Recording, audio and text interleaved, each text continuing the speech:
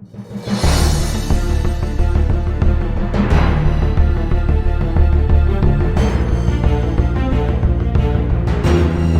दीपभाऊ मित्रांनो, मी किशोर जोटे पुन्हा एकदा स्वागत आहे माझ्या चला शिकूया तंत्रज्ञ होऊया या यूट्यूब चॅनलवरती।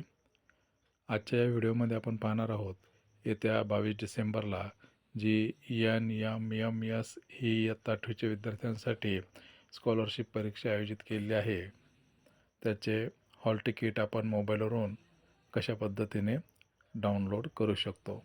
आपल्या स्क्रीनवरती जे साईटचं नाव दिसत आहे ते आपल्या लाडक्या क्रोम ब्राउझरमध्ये टाईप करून घ्यायचं आहे, mscepune.in म्हणजेच msecpune.in या साईटवरती आपल्याला जायचं आहे। तर वळूयात आपल्या लाडक्या क्रोम ब्राउझरकडे। इथे सर्च केल्यानंतर आपल्याला जी पहिलीच लिंक दिसेल त्याला आपल्याला क्लिक करायचं आहे, MSEC पुणे या लिंकवरती क्लिक केल्यानंतर इथे आपल्याला आपली जी साईट आहे मोबाईल व्ह्यूची ते आपल्याला डेस्कटॉप सेट करून घ्यायचे आहे। डेस्कटॉप सेट करून घेतल्यानंतर आपल्याला ही साईट डावीकडे सरकवायची आहे।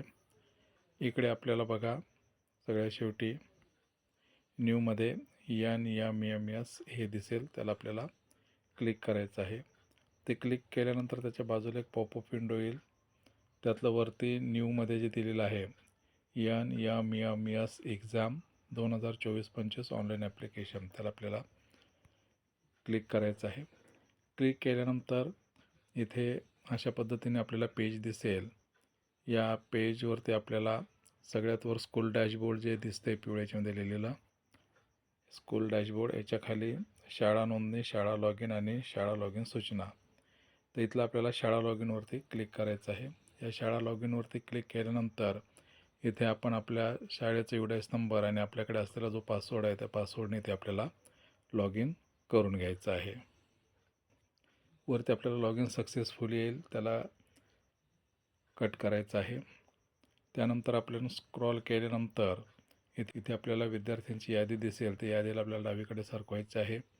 त्यानंतर इथे ॲडमिट कार्ड म्हणून आहे व्ह्यू, त्या व्ह्यूवरती आपल्याला क्लिक करायचं आहे। तिथे क्लिक केल्यानंतर अशा पद्धतीने आपल्याला त्या विद्यार्थ्याचं प्रवेशपत्रक ॲडमिट कार्ड आपल्याला दिसेल। त्याला स्क्रॉल केल्यानंतर खाली हिरव्या याच्यामध्ये प्रिंट आणि बॅग दिसत आहे, तर आपल्याला प्रिंट काढायची आहे।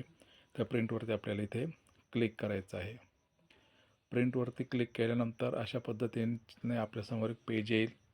त्यानंतर इथे आपल्याला जे उजव्या कोपऱ्यामध्ये 3 डॉट दिसते त्याला क्लिक करायचं आहे। सेव्ह ॲज PDF म्हणून आपल्याला त्याला सिलेक्ट करायचं आहे। आपल्या इंटरनल स्टोरेजमध्ये खाली इथे येईल सेव्ह म्हणून, ते आपल्याला सेव्ह करून घ्यायचं आहे। अशा पद्धतीने ते आपल्याला सेव्ह होईल आणि त्यानंतर आपण त्याची प्रिंट काढू शकतो। तर या व्हिडिओमध्ये एवढंच, भेटूयात पुन्हा नवीन व्हिडिओमध्ये, तोपर्यंत जय तंत्रज्ञान।